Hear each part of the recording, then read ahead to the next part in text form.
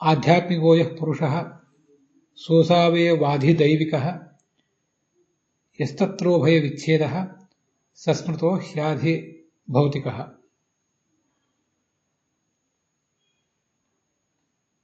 ಭಾಗವತೆ ದ್ವಿತೀಯ ಸ್ಕಂಧೆ ದಶಮೇ ಅಧ್ಯಾಯೇ ಅಥೇದಾನೀಂ ವ್ಯಾಖ್ಯಾಸ್ಯತೆ ಅಷ್ಟಮಃ ಶ್ಲೋಕಃ. ಎರಡನೇ ಸ್ಕಂಧದ 10ನೇ ಅಧ್ಯಾಯದ 8ನೇ ಶ್ಲೋಕ. ಅಸ್ಮಿನ್ ಶ್ಲೋಕೆ ತಮೇವ ಭಗವಂತಂ ಆಶ್ರಯನಾಮಾನಂ ಪರಮಾತ್ಮ ಬ್ರಹ್ಮ ಇತಿ ಶಬ್ದಿತಂ ಅನ್ಯೇನ ಲಕ್ಷಣೇನ ವಿಶಿನಷ್ಟಿ. ಅನಂತ ಕಲ್ಯಾಣ ಗುಣಪರಿಪೂರ್ಣಃ ತಥೈವ ಚ ಅನಂತ ಲಕ್ಷಣ ಲಕ್ಷಿತಶ್ಚ ಭವತಿ ಅಯಂ ಭಗವಾನ್. ಅತಃ ಆಧ್ಯಾತ್ಮಿಕ ಆದಿಭೌತಿಕ ಆದಿದೈವಿಕ ರೂಪಾಣಿ ಭಗವತಃ ಯಾನಿ ವರ್ತಂತೆ ತಾನಿ ಸರ್ವಾಣ್ಯಪಿ ಐಕ್ಯಮೇವ ಭಜಂತೆ ಇತಿ ಐಕ್ಯೋಕ್ತಿ ಪೂರ್ವಕಂ ಸರ್ವೇ ಇಮೇ ಜೀವಾಃ ಲಕ್ಷ್ಮ್ಯಾದಯಃ ಸ್ತಂಭಪರ್ಯಂತಾಃ ಭಗವತಃ ಅಧೀನಾಃ ಏವ ಇತಿ ವರ್ಣಯತಿ.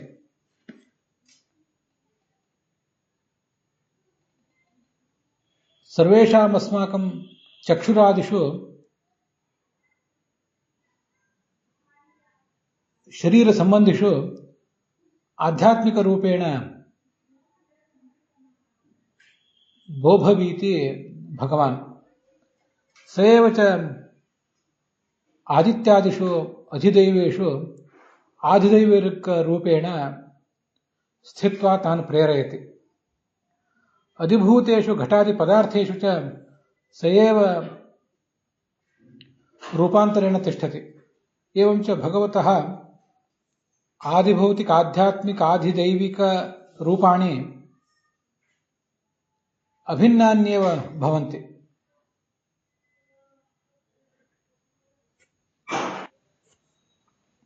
ಇತಿ ಜಗತಃ ಕ್ರಿಯಾಣಾಂ ವರ್ಣನೇನ ಶ್ರವಣೇನ ಚ ಸರ್ವಾಶ್ರಯಸ್ಯ ಭಗವತಃ ಏವ ಲಕ್ಷಣಾನ್ಯಪಿ ಅವಗತಾನಿ ಭವಂತಿ ಇತಿ ಅತ್ರ ಅಭಿಪ್ರಾಯಃ. ಸರ್ವಾಶ್ರಯನಾದ ಭಗವಂತನನ್ನು ತಿಳಿಯುವುದು ಶಾಸ್ತ್ರಗಳ ಉದ್ದೇಶ. 9 ತತ್ವಗಳನ್ನು ತಿಳಿದಿದ್ದರಿಂದ 9 ಪುರಾಣದ ಅಂಶಗಳನ್ನು ತಿಳಿದಿದ್ದರಿಂದ 10ನೇ ಅಂಶವಾದ ಭಗವಂತನ ವಿಶುದ್ಧವಾದ ಜ್ಞಾನ ಬರಲಿಕ್ಕೆ ಸಾಧ್ಯ ಅನ್ನೋದನ್ನು ನೋಡಿದ್ದೇವೆ. ಆ ಭಗವಂತನ ಕೆಲ ಲಕ್ಷಣಗಳನ್ನು ಕೂಡ ಈ ಹಿಂದಿನ ಶ್ಲೋಕದಲ್ಲಿ ನೋಡಿದ್ದೇವೆ. ಆಧ್ಯಾತ್ಮಿಕ ಆದಿದೈವಿಕ ಆದಿಭೌತಿಕ ಅನ್ನುವ 3 ರೂಪಗಳಿಂದ ಅವನೇ ಎಲ್ಲ ಕಡೆ ಇದ್ದಾನೆ.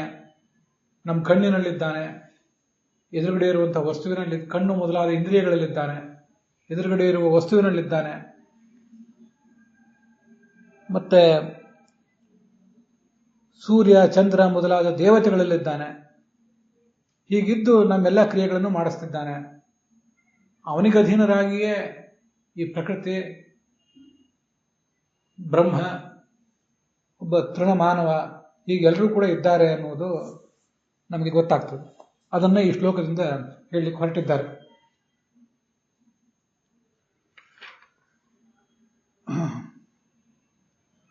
ಹೀಗೂ ಒಂದು ಪ್ರಶ್ನೆ ಬಂದ್ರೆ ಮತ್ತೊಂದು ಪ್ರಶ್ನೆ ಬರೋದಿದೆ. ಆ ಪ್ರಶ್ನೆಗೂ ಉತ್ತರ ರೂಪವಾಗಿ ಈ ಶ್ಲೋಕ ಹೊರಟಿದೆ ಅಂತಾರೆ. ಬ್ರಹ್ಮಾದಿಗಳು ಕೂಡ ಜಗತ್ತಿನ ಸೃಷ್ಟಿಯನ್ನು ಮಾಡ್ತಾರಲ್ಲ, ಭಗವಂತನೇ ಜಗತ್ತಿನ ಸೃಷ್ಟಿಯನ್ನು ಮಾಡ್ತಾನೆ ಅಂತ ಏನಿಲ್ಲ. ಬ್ರಹ್ಮಾದಿಗಳು ಜಗತ್ತನ್ನು ಸೃಷ್ಟಿಸುವುದನ್ನ ನಾವು ನೋಡೇ ಇದ್ದೀವಿ. ಹಾಗಿರುವಾಗ ಸೃಷ್ಟಿಯಾದಿ ವ್ಯಾಪಾರಾಶ್ರಯ ಅನ್ನುವ ಒಂದು ಲಕ್ಷಣ ಅದು ಬ್ರಹ್ಮಾದಿಗಳಿಗೂ ಬಂತಲ್ಲ. ಕೇವಲ ಭಗವಂತನಿಗೆ ಆ ಲಕ್ಷಣ ಬಂತು ಅಂತ ಹೇಗೆ ಅಂತ ಒಂದು ಜಿಜ್ಞಾಸೆ ನಮಗೆ ಮೂಡಿದರೆ, ಚತುರ್ಮುಖ ಮೊದಲಾದ ಎಲ್ಲ ದೇವತೆಗಳಿಗೂ, ತತ್ವಾಭಿಮಾನಿ ದೇವತೆಗಳಿಗೂ ಇವನೇ ಆಶ್ರಯ ಅನ್ನೋದನ್ನ ಈಗಲೇ ತಿಳಿಸಲಿಕ್ಕೆ ಹೊರಟಿದ್ದಾರೆ. ಆ ಮೂಲಕ ಅವನು ಸರ್ವಕ್ಕೂ ಆಶ್ರಯ, ಅವನ ಅಧೀನರಾಗಿದ್ದು ವಿಭಿನ್ನ ಕಾರ್ಯಗಳನ್ನು ಮಾಡುವಂಥವರು ಈ ಉಳಿದ ದೇವತೆಗಳು ಅಂತ ನಾವು ತಿಳ್ಕೊಳ್ಬೇಕು ಅನ್ನೋದನ್ನ ತಿಳಿಸ್ತಾರೆ. ಉಪನಿಷತ್ತಿನಲ್ಲಿ ಅದನ್ನೆಲ್ಲ ವರ್ಣನೆ ಮಾಡಿದ್ದಾರೆ. ಮುಂದೆ ನಾವು ನೋಡೋಣ ಉಪನಿಷತ್ತಿನ ಭಾಷ್ಯಗಳಲ್ಲಿ.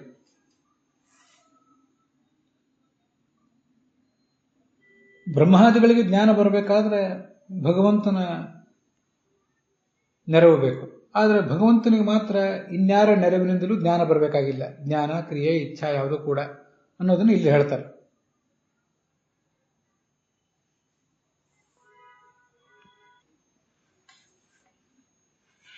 ಈ ಚಕ್ಷುರಿಂದ್ರಿಯದಲ್ಲಿ ಪ್ರೇರಕರಾದಂತಹ ಸೂರ್ಯ ಮೊದಲಾದ ದೇವತೆಗಳು ಅವರೇ ಹೊರಗೆ ಪ್ರಕಾಶಾದಿಗಳನ್ನು ಕೂಡ ಕೊಡುವಂಥವ್ರು, ಬೆಳಕನ್ನು ಕೊಡುವಂಥವರು ಕೂಡ ಅವರೇ ಆಗಿದ್ದಾರೆ. ಅವರು ಪ್ರೇರಕರಾಗಿರುವುದರಿಂದ ನಮ್ಮ ಇಂದ್ರಿಯ ಮತ್ತು ಬೆಳಕು ಇವುಗಳ ಬೆಂಬಲದಿಂದ ನಮಗೆ ವಸ್ತುಗಳ ಜ್ಞಾನ ಬರುವುದು ಸಾಧ್ಯ. ಕಿವಿಯ ಶಬ್ದದ ಜ್ಞಾನ, ರೂಪದ ಜ್ಞಾನ, ಗಂಧದ ಜ್ಞಾನ, ರಸದ ಜ್ಞಾನ, ಸ್ಪರ್ಶದ ಜ್ಞಾನ, ವಸ್ತುಗಳ ಜ್ಞಾನ ಇಲ್ಲ ಬರುವುದು ಹೀಗೆ ಆ ಹೊರಗಿನ ಭೌತ ವಸ್ತುಗಳನ್ನು ಪ್ರೇರಿಸುವವರೇ ನಮ್ಮ ಇಂದ್ರಿಯಗಳನ್ನು ಪ್ರೇರಿಸ್ತಾರೆ.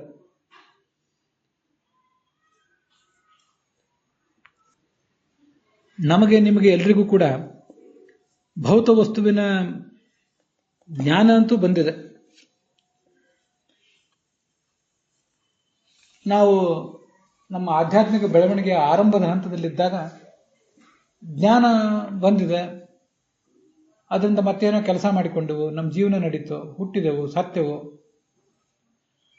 ಈ ಹುಟ್ಟು ಸಾವುಗಳ ನಡುವೆ 5 ಜ್ಞಾನೇಂದ್ರಿಯಗಳಿಂದ ಏನೇನೋ ಅನುಭವಿಸಿದೆವು, 5 ಕರ್ಮೇಂದ್ರಿಯಗಳಿಂದ ಏನೇನೋ ಮಾಡಿದೆವು, ಮನಸ್ಸಿನಿಂದ ಏನೇನೋ ತಿಳಿದೆವು.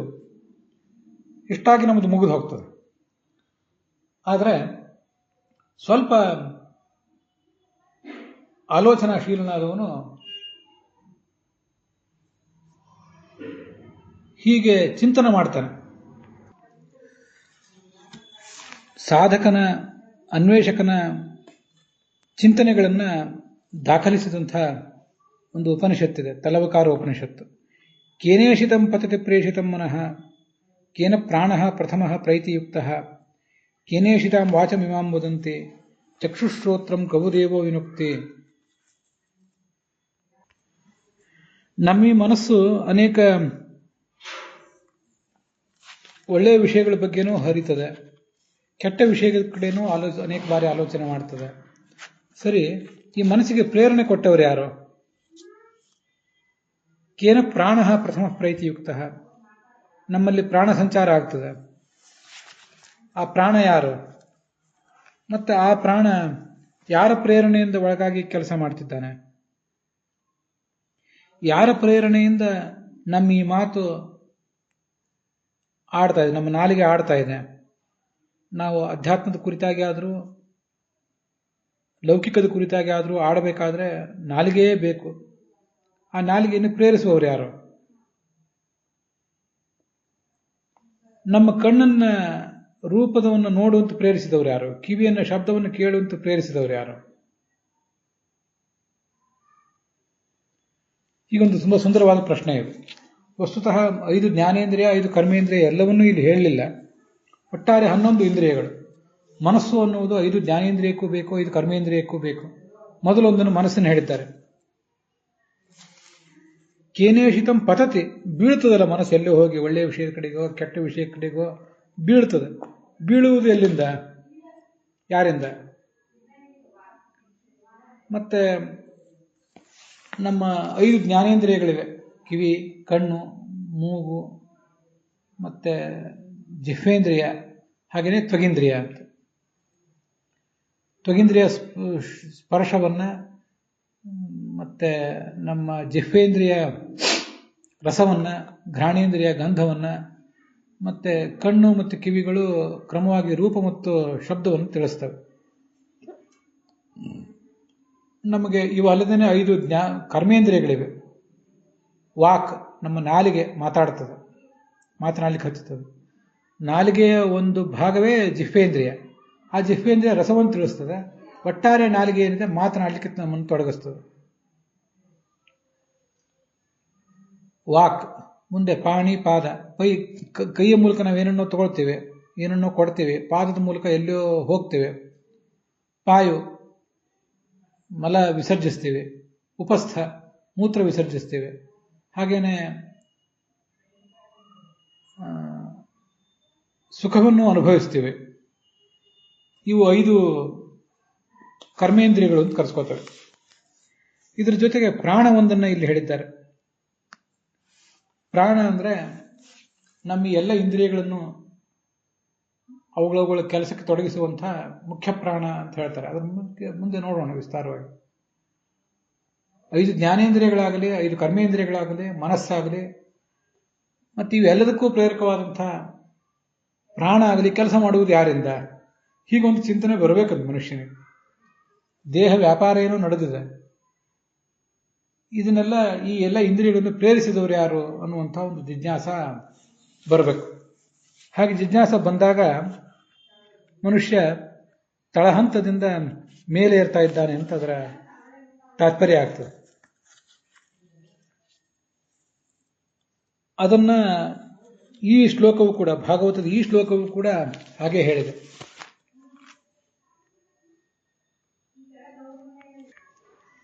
ಆಯಾ ಇಂದ್ರಿಯಗಳಿಂದ, ಆಯಾ ಜ್ಞಾನೇಂದ್ರಿಯಗಳಿಂದ ವಸ್ತುಗಳ ಜ್ಞಾನ ಬಂದಾಗ, ಕರ್ಮೇಂದ್ರಿಯಗಳಿಂದ ಆಗಬೇಕಾದ ಕೆಲಸ ಆದಾಗ, ಇದಕ್ಕೆ ಪ್ರೇರಕವಾದಂತಹ ಇಂದ್ರಿಯ ಯಾವುದು, ಮತ್ತೆ ಅದಕ್ಕೆ ಸಹಾಯಕವಾದಂತಹ ಬೆಳಕು ಮೊದಲಾದ ಸಂಗತಿಗಳು ಯಾವುದು ಅಂತ ಮನುಷ್ಯ ಆಲೋಚನೆ ಮಾಡಬೇಕು. ಜ್ಞಾನ ಬರ್ತಿರುವುದು ಒಂದು ಮಗುವಿಗೂ ಅನುಭವಿಸಿದ್ದ, ಪ್ರಾಣಿಗೂ ಅನುಭವಿಸಿದ್ದ, ಪಕ್ಷಿಗೂ ಅನುಭವಿಸಿದ್ದ. ಆದರೆ ಆ ಜ್ಞಾನ ಬಂದದ್ದಕ್ಕೆ ಕಾರಣಗಳು ಯಾವುದು? ಒಂದು ಇಂದ್ರಿಯ, 5 ಜ್ಞಾನೇಂದ್ರಿಯಗಳು. ಕೆಲಸ ಆದರೆ ಆ ಕೆಲಸಕ್ಕೆ ಕಾರಣವಾದ ಕರ್ಮೇಂದ್ರಿಯಗಳು.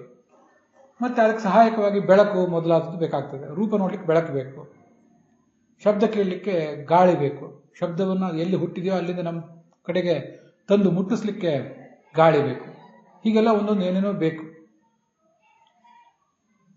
ಅಂತೂ ವಸ್ತುವಿನ ಜ್ಞಾನದಿಂದ ಅದಕ್ಕೆ ಕಾರಣವಾದ ಇಂದ್ರಿಯವನ್ನ ಮತ್ತೆ ಅದಕ್ಕೆ ಸಹಾಯಕವಾದ ಬೆಳಕು ಮೊದಲಾದದ್ದನ್ನ ಊಹಿಸಿ ತಿಳ್ಕೋಬೇಕಾಗ್ತದೆ. ಇದೆಲ್ಲವನ್ನು ಹೀಗೆ ಆಲೋಚನೆ ಮಾಡಿದಾಗ ಒಟ್ಟಾರೆ 5 ಜ್ಞಾನೇಂದ್ರಿಯಗಳನ್ನು, 5 ಕರ್ಮೇಂದ್ರಿಯಗಳನ್ನು, ಮನಸ್ಸನ್ನು ನಿಗ್ರಹಿಸುವವನು ಪ್ರಾಣ, ಅವನನ್ನೂ ನಿಗ್ರಹಿಸುವವನು ಭಗವಂತ ಅಂತ ಹೀಗೆ ಸಾಧಕನಿಗೆ ತಿಳಿಲಿಕ್ಕೆ ಸಾಧ್ಯ ಆಗ್ತದೆ. ಇದು ಭಗವಂತನ ಲಕ್ಷಣವನ್ನ ಇನ್ನೊಂದು ರೀತಿಯಿಂದ ಹೇಳಿದಂತಾಯ್ತು. ಯೋಂತಃ ಪ್ರವಿಶ್ಯ ಮಮ ವಾಚಮಿಮಾಂ ಪ್ರಸುಕ್ತಾಂ ಸಂಜೀವಯತ್ಯ ಅಖಿಲ ಶಕ್ತಿಧರ ಸ್ವಧಾಮ್ನ ಅನ್ಯಾಂಶ ಹಸ್ತಚರಣ ಶ್ರವಣತ್ವಗಾದಿ ಪ್ರಾಣಾನ್ನಮೋ ಭಗವತೆ ಪುರುಷಾಯ ತುಭ್ಯಂ ಅಂತ ಭಾಗವತನು ಕೂಡ ಮುಂದೆ ಧ್ರುವನು ಬಾಯಿಯಿಂದ ಹೇಳಿಸಿದೆಯಲ್ಲ, ಅದು ಕೂಡ ಇದನ್ನೇ ಹೇಳಿದೆ. ಇಮಾಂ ಪ್ರಸುಪ್ತಾಂ, ನಾನೊಂದು ಜೀವ, ಹೌದು. ಆನೆಯಲ್ಲಿ ಒಂದು ಜೀವ ಇದೆ, ಆನೆ ದೇಹದಲ್ಲಿ ಒಂದು ಜೀವ ಇದೆ. ಅಮೀಬಾ, ಬ್ಯಾಕ್ಟೀರಿಯಾ, ಅಲ್ಲೆಲ್ಲ ಕಡೆನೂ ಕೂಡ ಜೀವಗಳಿದ್ದೇ ಇವೆ. ಆತ್ಮ ಅನ್ನೋದು ಎಲ್ಲ ಕಡೆ ಇದೆ. ಮೂಲತಃ ಮಾತನಾಡುವ ಶಕ್ತಿ ಆತ್ಮನಿಗಿದೆ. ಆದರೆ ಆ ಆತ್ಮ ಬೇರೆ ಬೇರೆ ದೇಹಗಳಲ್ಲಿ ಬದ್ಧನಾದಾಗ ಅವನಿಗೆ ಮಾತನಾಡ್ಲಿಕ್ಕೆ ಆಗೋದಿಲ್ಲ. ಪ್ರಾಣಿಗಳಿಗೆ, ಪಕ್ಷಿಗಳಿಗೆ ಮಾತನಾಡ್ಲಿಕ್ಕೆ ಆಗೋದಿಲ್ಲ. ಮನುಷ್ಯರಲ್ಲಿ ಕೂಡ ಎಲ್ಲರಿಗೂ ಮಾತನಾಡಲಿಕ್ಕೆ, ಸರಿಯಾಗಿ ಮಾತನಾಡ್ಲಿಕ್ಕೆ ಆಗೋದಿಲ್ಲ, ಏನೇನೋ ಮಾತಾಡ್ತಾರಷ್ಟೆ. ಹಾಗಾದರೆ ಪ್ರಸುಪ್ತವಾದ ಶಕ್ತಿ, ಒಂದು ಮಾತಿನ ಶಕ್ತಿ ಬೇರೆ ಪ್ರಾಣಿಗಳಲ್ಲಿ ಅದು ಸುಪ್ತವಾಗಿದೆ. ಮನುಷ್ಯನಲ್ಲೂ ಸುಪ್ತವಾಗಿತ್ತು. ಮಗುವಾಗಿ ಹುಟ್ಟಿದ ಮೇಲೆ ಸ್ವಲ್ಪ ದೀರ್ಘಕಾಲ ಆದ ಮೇಲೇನೆ ಅದು ಎದ್ದು ಹೊರಗೆ ಬರ್ತದೆ. ಆ ಶಕ್ತಿಗೆ ಒಂದು ಪುಟ ಸಿಕ್ಕಾಗಲೇ ಮಾತು ಹೊರಗೆ ಬರ್ತದೆ.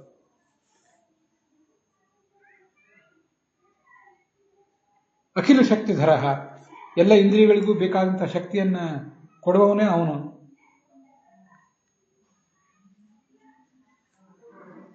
ಅನ್ಯಾಂಶ ಹಸ್ತಚರಣ ಶ್ರವಣತ್ವಗಾದೀನ್. ಹಸ್ತಗಳು, ನಮ್ಮ ಕೈ, ಕಾಲು, ಶ್ರವಣ, ಕಿವಿ, ನಮ್ಮ ಚರ್ಮ ಮೊದಲಾದ ಇಂದ್ರಿಯಗಳನ್ನು, ಎಲ್ಲ ಜ್ಞಾನೇಂದ್ರಿಯಗಳನ್ನು, ಎಲ್ಲ ಕರ್ಮೇಂದ್ರಿಯಗಳನ್ನು ಹೀಗೆ ತೊಡಗಿಸುವವನು ಯಾರು?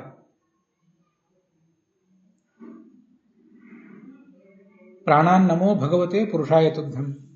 ಅಂಥ ಭಗವಂತನಿಗೆ ನಮಸ್ಕಾರ ಅಂತ ಅಲ್ಲಿ ಕೇಳಿ ಬರ್ತದೆ.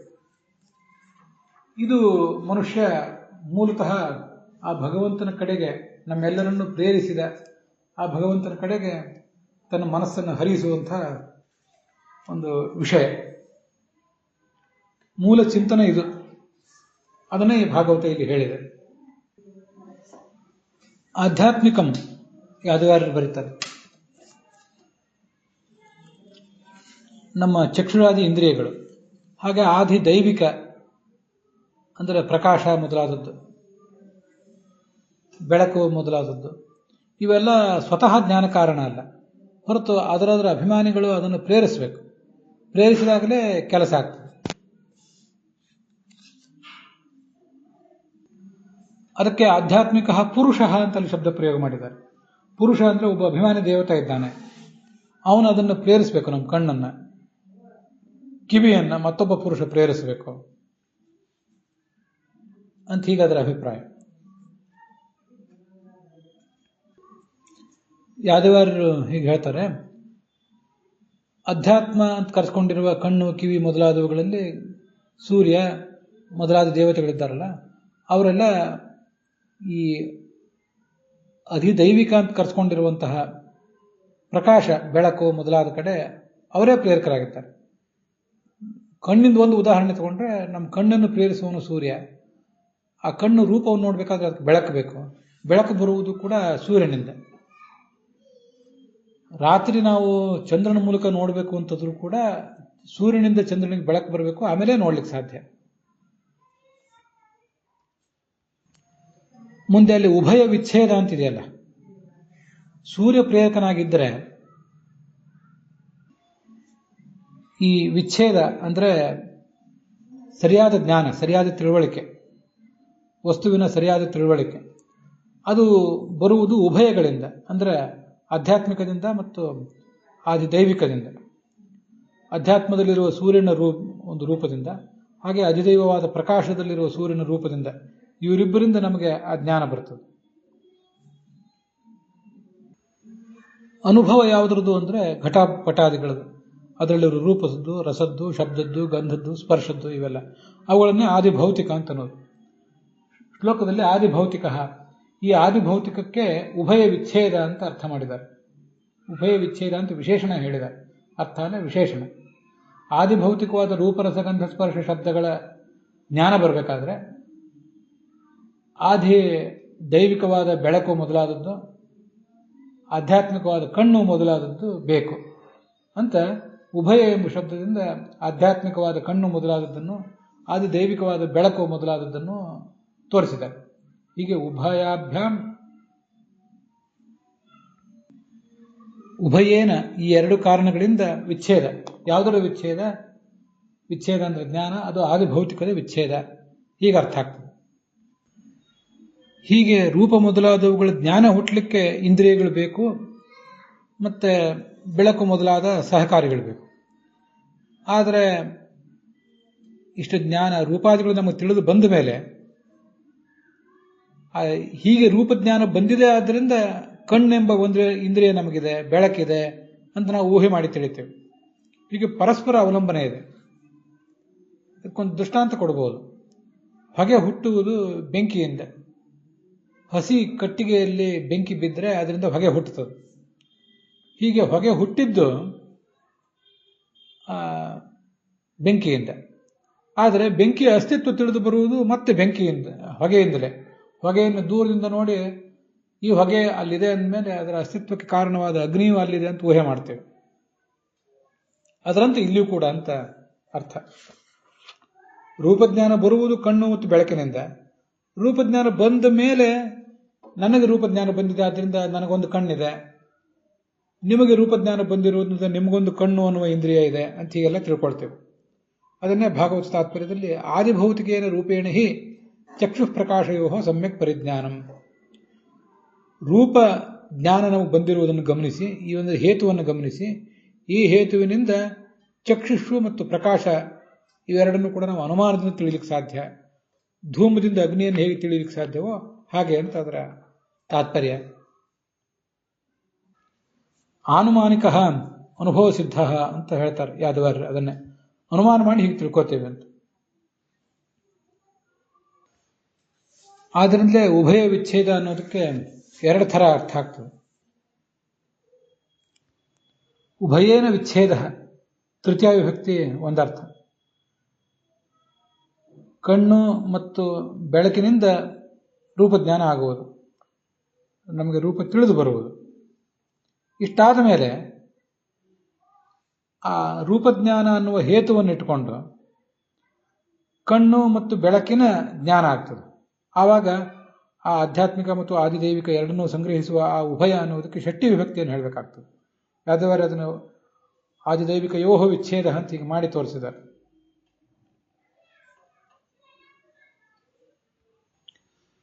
ಅಂತೂ ನಾವೆಲ್ಲರ ಜೀವರೇನಿದ್ದೇವೆ, ನಾವೆಲ್ಲರೂ ನಮ್ಮ ಪರಾವಲಂಬನೆಯನ್ನು ತೋರಿಸ್ತದೆ ಈ ಒಂದು ಪ್ರಕ್ರಿಯೆ.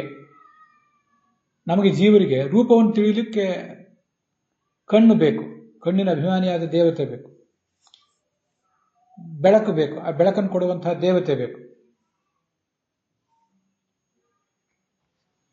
ಮುಂದೆ ಆ ಕಣ್ಣು ಅನ್ನುವುದು ಒಂದಿದೆ, ಕಣ್ಣಿನ ದೇವತೆ ಒಬ್ಬ ಇದ್ದಾನೆ, ಬೆಳಕಿದೆ, ಬೆಳಕನ್ನು ಕೊಡುವುದು ಒಬ್ಬ ದೇವತೆ ಇದ್ದಾನೆ ಅನ್ನುವುದನ್ನು ತಿಳ್ಕೊಳ್ಳಿಕ್ಕೆ ರೂಪಜ್ಞಾನ ಎಂಬ ಹೇತು ಬೇಕು ನಮಗೆ. ಹೀಗೆ ನಮಗೆ ಅನುಮಾನ, ಕೆಲವು ಬಾರಿ ಪ್ರತ್ಯಕ್ಷ, ಇವೆಲ್ಲ ಬೇಕಾಗ್ತವೆ. ನಾವೆಲ್ಲ ಹೀಗೆ ಯಾವುದ್ಯಾವುದೋ ಪ್ರಮಾಣಗಳನ್ನು ಅವಲಂಬಿಸಿದವರು. ಈಗ ನಾವು ಸಂಸಾರಾವಸ್ಥೆಯಲ್ಲಿ ಜೀವಸ್ವರೂಪವಾದ ಕಣ್ಣು, ಕಿವಿ, ಮೂಗು ಇತ್ಯಾದಿಗಳನ್ನು ಬಳಸಲಿಕ್ಕೆ ಅಸಮರ್ಥರಾಗಿದ್ದೇವೆ. ಯಾವುದೋ ಜಡವಾದ ಇಂದ್ರಿಯಗಳನ್ನು ನಾವು ಬಳಸಿ ಯಾವ್ಯಾವ ಜ್ಞಾನವನ್ನು ಪಡ್ಕೋತಾ ಇದ್ದೇವೆ. ನಾವು ಇಂದ್ರಿಯಗಳಿಗೆ ಅಧೀನ, ಆ ಇಂದ್ರಿಯಗಳು ಅವುಗಳ ಅಭಿಮಾನಿ ದೇವತೆಗಳಿಗೆ ಅಧೀನ. ನಮಗೆ ಬೆಳಕು ಬೇಕು, ಗಾಳಿ ಬೇಕು, ಏನೇನೋ ಸಹಕಾರಿಗಳು ಬೇಕು. ಒಂದು ತ್ವಗಿಂದ್ರಿಯದಿಂದ ಒಂದು ಸ್ಪರ್ಶವನ್ನು ತಿಳಿಬೇಕಾದ್ರೂ ಕೂಡ ಬರೇ ಇಂದ್ರಿಯ ಇದ್ರೆ ಸಾಲದು, ಸ್ಪರ್ಶ ಅಲ್ಲಿದ್ರೆ ಸಾಲದು, ಅವೆರಡಕ್ಕೆ ಸಂಪರ್ಕ ಬೇಕು. ನಾವು ಎಲ್ಲ ಕಡೆ ವ್ಯಾಪ್ತರಲ್ಲ, ಆದ್ದರಿಂದ ಆ ಸ್ಪರ್ಶ ಉಳ್ಳಂತಹ ವಸ್ತುವಾದರೂ ನಮಗೆ ಬಂದು ನಮ್ಮ ಸಂಪರ್ಕಕ್ಕೆ ಬರಬೇಕು, ನಮ್ಮ ಚರ್ಮಕ್ಕೆ ಅದು ಮುಟ್ಟಬೇಕು, ಅಥವಾ ನಾವೇ ಅಲ್ಲಿಗೆ ಹೋಗಿ ಅದನ್ನು ಮುಟ್ಟಬೇಕು.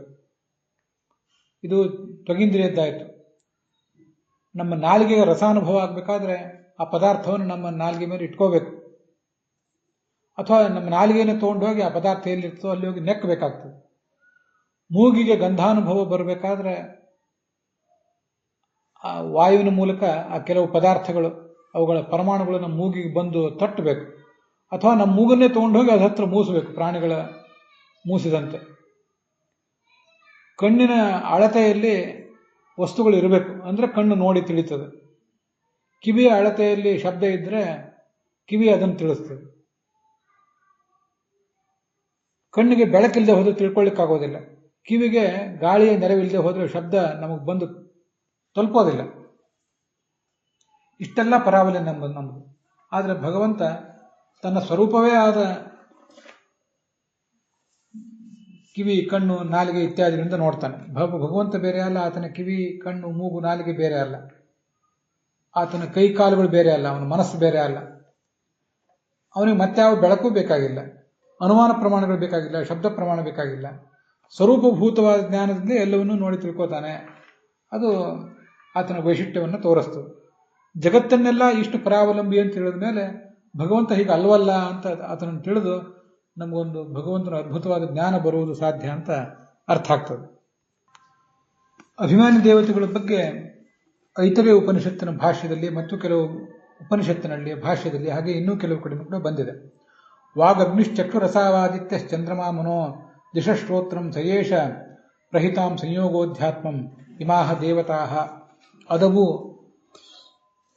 ಅವಿರಧಿದೈವತಂ ಇತ್ಯೇತದುಕ್ತಂ ಭವತಿ. ಅಧ್ಯಾತ್ಮಮಗ್ನಿರ್ವಾಗಾಖ್ಯಃ ಚಕ್ಷುಃ ಸೂರ್ಯಃ ಪ್ರಕೀರ್ತಿತಃ ಯಜ್ಞಾದಿ ಸಾಧನೆ ಎತ್ತು ಮನಶ್ಚಂದ್ರಃ ಪ್ರಕೀರ್ತಿತಃ ಅಂತ ಭಾಷ್ಯ ಅದನ್ನು ವರ್ಣನೆ ಮಾಡಿದೆ. ಅಧ್ಯಾತ್ಮದಲ್ಲಿ ಅಂದರೆ ನಮ್ಮ ಶರೀರದಲ್ಲಿ ವಾಗಭಿಮಾನಿ ಅಗ್ನಿ, ವಾಗಭಿಮಾನಿ ಸರಸ್ವತಿ ಭಾರತಿ ಅಂತ ಕೇಳಿದ್ದೀವಿ. ಆದರೆ ಬೇಸಿಕ್ ಕೆಳಹಂತದ ಅಭಿಮಾನಿ ಅಗ್ನಿ, ಚಕ್ಷುಸಿಗೆ ಸೂರ್ಯ ಅಭಿಮಾನಿ, ಮನಸ್ಸಿಗೆ ಯಜ್ಞ ಮಾಡಬೇಕು ಅಂತ ಮನಸ್ಸು ಒಂದು ಲಹರಿಯನ್ನು ಹುಟ್ಟುತ್ತದೆ ಮನಸ್ಸಿನಲ್ಲಿ, ಅದರ ಅಭಿಮಾನಿ ಚಂದ್ರ. ಶ್ರೋತ್ರಕ್ಕೆ ಅಭಿಮಾನಿಗಳು ಮಿತ್ರ, ಯಮ, ವರುಣ, ಕುಬೇರ ಇವರೆಲ್ಲ. ಅವರಲ್ಲಿ ಅವರು ಒಂದೊಂದು ಗ್ರಂಥದ ಅಧ್ಯಯನಕ್ಕೆ ನಮ್ಮ ಮನಸ್ಸನ್ನು ತೊಡಗಿಸ್ತಾರೆ. ಶಿವಾದಿಗಳೆಲ್ಲರೂ ಕೂಡ ಮನಸ್ಸಿನ ಅಭಿಮಾನಿಗಳಾಗಿದ್ದಾರೆ. ಅದು ಹಿಂದೆನೇ ಬಂದಿದೆ. ಶಿವಾದೀನಾಂಚ ಸರ್ವೇಶ ಮನಸ್ತ್ವಂ ಕಥಿತಂ ಪುರ.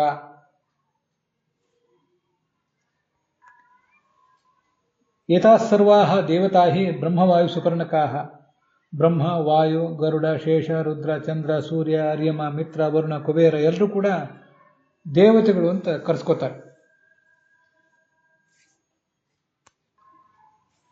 ಅವರೆಲ್ಲರಿಗೂ ಮಿಗಿಲಾದಂಥ ಹೆದ್ದೈವ ಅಂದ್ರೆ ಭಗವಂತ ವಿಷ್ಣು ಅಂತ ಅದರ ತಾತ್ಪರ್ಯ ಆಗ್ತದೆ.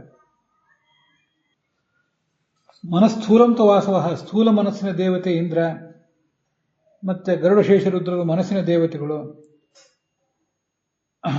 ಸೂಕ್ಷ್ಮ ಮನಸ್ಸಿನ ಕೆಲಸ ಜ್ಞಾನವನ್ನು ಕೊಡುವುದು. ಅದರಲ್ಲಿ ಶೇಷ ನಮ್ಮಿಂದ ವ್ಯಾಖ್ಯಾನ ಮಾಡಿಸ್ತಾನೆ. ವ್ಯಾಖ್ಯಾನಕ್ಕೆ ನಮ್ಮನ್ನು ತೊಡಗಿಸುವ ಮನಸ್ಸಿನ ದೇವತೆ ಶೇಷ. ನಮ್ಮನ್ನ ಮನನಕ್ಕೆ ತೊಡಗಿಸುವವನು ರುದ್ರ, ಧ್ಯಾನಕ್ಕೆ ತೊಡಗಿಸುವವನು ಗರುಡ. ಹೀಗೆ ಅವರೆಲ್ಲ ಒಂದೊಂದು ಇಂದ್ರಿಯದ ಅಭಿಮಾನಿಗಳಾಗಿರ್ತಾರೆ. ಮನಸ್ಸಿಗಂತೂ ದೊಡ್ಡ ತಂಡವೇ ಇದೆ ಅದರ ಅಭಿಮಾನಿ ದೇವತೆಗಳಾಗಿ. ಪೃಥ್ವೀಮಯಂ ಮನಸ್ತಸ್ತ್ರ ಶೇಷವೀಂದ್ರ ಶಿವೇಂದ್ರಕಾಹ ಕಾಮಾನಿರುದ್ಧೌ ದೇವಗುರು ಮನೋದೇವ ಸಚಂದ್ರಕಾಹ. ನಮ್ಮ ಈ ಮನಸ್ಸು ಅನ್ನದಿಂದ ಆಗ್ತದೆ. ಅನ್ನ ಹುಟ್ಟುವುದು ಪೃಥ್ವಿಯಿಂದ. ಶೇಷ, ಗರುಡ, ರುದ್ರ, ಇಂದ್ರ, ಕಾಮ, ಅನಿರುದ್ಧ, ಬೃಹಸ್ಪತಿ, ಚಂದ್ರ ಇವರೆಲ್ಲ ಮನಸ್ಸಿನ ದೇವತೆ.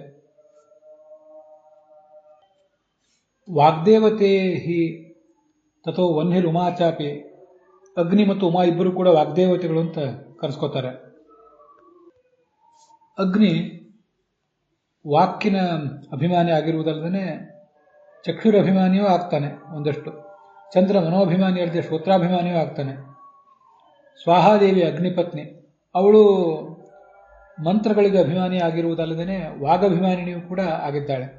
ಸ್ವಾಹಾಯ ಅಪಿ ವಾಕ್ತ್ವಂಚ ಪರ್ಜನ್ಯಸ್ಯ ಮನಸ್ಥಿತಿ. ಪರ್ಜನ್ಯ ಮಳೆಯ ದೇವತೆ, ಇಂದ್ರಿಯ ಗೋಲಕದ ಅಭಿಮಾನಿಯವನು, ಹಾಗೆ ಮನೋಭಿಮಾನಿಯೂ ಆಗ್ತಾನೆ.